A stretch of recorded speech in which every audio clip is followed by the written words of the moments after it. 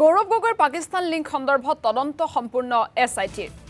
আজি এছআইটিয়ে দাখিল কৰিব তদন্ত প্ৰতিবেদন সন্ধিয়া 6 বজাত মুখ্যমন্ত্ৰীক তদন্তৰ প্ৰতিবেদন দিব এছআইটি আমি পুনৰবাৰ দৰ্শকসকলক এই মুহূৰ্তত জনাইছো আজি যেহেতু 10 সেপ্টেম্বৰ আৰু 10 সেপ্টেম্বৰৰ বাবে সমগ্ৰ ৰাজ্যবাসী যথেষ্ট উৎকণ্ঠিত হৈ আছিল আৰু আজি গৌৰৱ গগৈৰ বিৰুদ্ধে মুখ্যমন্ত্ৰীগৰাকীয়ে যিসমূহ অভিযোগ উত্থাপন কৰি আহিছিল দীৰ্ঘদিনৰ পৰা পাকিস্তান লিংক সন্দৰ্ভত সেই সন্দৰ্ভত তদন্ত কৰি আজি এছআইটিয়ে প্ৰতিবেদন দাখিল কৰিব সন্ধিয়া 6 বজাত গতিকে সবিশেষ জানিবৰ বাবে ফোন লাইন যোগে সংযুক্ত হৈছো আমাৰ সৈতে মিতালী কোঁৱৰ আছে মিতালী কোঁৱৰ সমগ্ৰ ৰাজ্যবাসীৰ আসলতে আজি উৎকণ্ঠাৰ অন্ত পৰিব বুলি ধাৰণা কৰা হৈছে কাৰণ 6 বজাত এছআইটিয়ে তদন্তৰ প্ৰতিবেদন দাখিল কৰিব কিন্তু কালিৰ দিনটোত এটা কথা উল্লেখ কৰিব লাগিব পূৰ্বতে মুখ্যমন্ত্ৰীগৰাকীৰ যিমান সবল স্থিতি আছিল কালি মুখ্যমন্ত্ৰীগৰাকীৰ মন্তব্যত কিন্তু তেওঁৰ স্থিতি কিছু নৰম হোৱা যেন পৰিলক্ষিত হৈছিল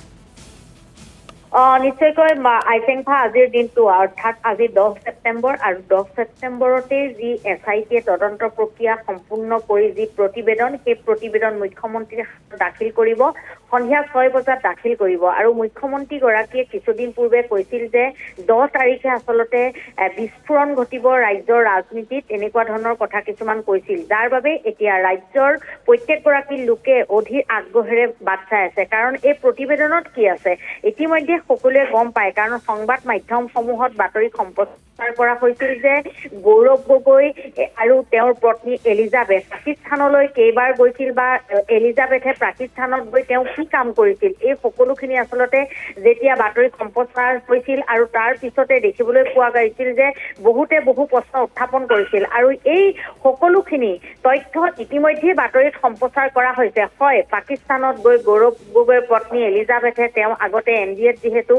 বিবাহৰ পূৰ্বে এনডিঅত গৈ কাম কৰিছিল আৰু যাৰ খবৰ ল'বৰ বাবে পাকিস্তানলৈ গৌৰৱ গগৈ যোৱাটো একেবাৰে সত্য কথা আৰু যিখিনি তথ্য ইতিমধ্যে এছআইটিয়ে লাভ কৰিছে আৰু কেনি গৈছিল কাৰ জৰিয়তে গৈছিল সকলোখিনি তথ্য এই যি প্ৰতিবেদন এই প্ৰতিবেদনত লিপিবদ্ধ কৰা হৈছে আৰু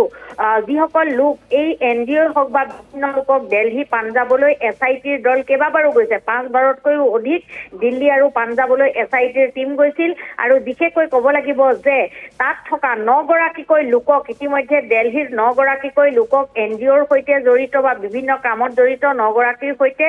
এই এছআইটি টীমে তেওঁলোকক সোধা-পোছা কৰিছে ভাষ্য সংগ্ৰহ কৰিছে আৰু এলিজাবেথকো সোধা-পোছা কৰিছে তেওঁকো ইতিমধ্যে এছআইটি টীমে সোধা-পোছা কৰিছে কেৱল বাকী থাকিল গৌৰৱ গগৈ গতিকে এই সকলোখিনি প্ৰতিবেদনত সন্নিৱিষ্ট কৰা হৈছে আৰু মুখ্যমন্ত্ৰীগৰাকীয়ে যেনেধৰণে আসলতে কৈছে এই সকলোখিনি মানুহে সেইকাৰণে অধীৰ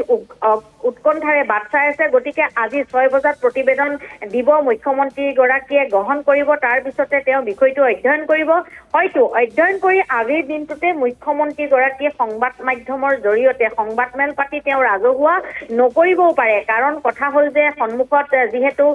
যিকেইটা দিন প্ৰধানমন্ত্ৰী আহি আছে আৰু প্ৰধানমন্ত্ৰী অহাৰ দিনকেইটাত এই বিষয়টো আসলতে ইছ্যু কৰি তেখেতে নল'ব পাৰে গতিকে যেতিয়া কেবিনেট আছে 17 তাৰিখে কেবিনেট আছে আৰু সেই 17 তাৰিখৰ দিনটোতে হয়তো কেবিনেটত তেওঁ কিছু কথা এই বিষয়সমূহ তেওঁ আলোচনা কৰিব ৰাজহুৱা কৰিব গতিকে কিছু বাট চাব লাগিব কাৰণ প্ৰধানমন্ত্ৰীগৰাকী আহি আছে প্ৰধানমন্ত্ৰীগৰাকী অহাৰ আগমুহূৰ্তত এই যি গুৰুত্বপূৰ্ণ এটা বিষয় এই বিষয়টো যদি ইছ্যু কৰি লয় তেন্তে আচলতে তেওঁ বহুখিনি মানুহৰ প্ৰশ্নৰ সন্মুখীন হ'ব গতিকে তেওঁ এজন দক্ষ পলিটিচিয়ান গতিকে এই বিষয়সমূহ তেওঁ যদিও কৈছিল গতিকে পিছত এটা ইছ্যু কৰিবই লাগিব গতিকে এই সকলোখিনি অধ্যয়ন কৰি ল'ব মুঠতে এই যি এছআইটিয়ে প্ৰতিবেদন দাখিল কৰিব আমি বিশেষকৈ এগৰাকী সাংবাদিক হিচাপে নাভাবো যে ইয়াত বহুত ডাঙৰ কিবা এটা ওলাব কাৰণ তেওঁ যোৱাটো হয় কাৰণ গৌৰৱ গগৈ ইতিমধ্যেই কৈছে যে তেওঁ পাকিস্তানলৈ যোৱাটো হয় কেতিয়া গৈছিল কি কৰিছিলে এই সকলোখিনি ইতিমধ্যেই তেওঁ কৈছে গতিকে এই বিষয়সমূহ আসলতে ৰাজ্যৰ ৰাজনীতিত ধুমুহাৰ সৃষ্টি হ'ব বুলি 10 তাৰিখ ইতিমধ্যে কৈছিল যদিও আজিৰ দিনটোত অধীৰ আগ্ৰহেৰে বাট চাই আছে কিন্তু 6 বজাৰ পিছত প্ৰতিবেদন যেতিয়া দাখিল কৰা হ'ব প্ৰতিবেদনৰ পিছত মুখ্যমন্ত্ৰীগৰাকীয়ে অধ্যয়ন কৰি কেবিনেটত হয়তো গোটেই যি প্ৰতিবেদন সেই প্ৰতিবেদনখনক লৈ তেওঁলোকে কি সিদ্ধান্ত লয় কি সিদ্ধান্ত নলয় সকলোৱে আসলতে দৃষ্টি ৰাখিছে গতিকে ক'ব লাগিব যে আজিৰ দিনটোত আটাইতকৈ গুৰুত্বপূৰ্ণ কথা যে যি এটা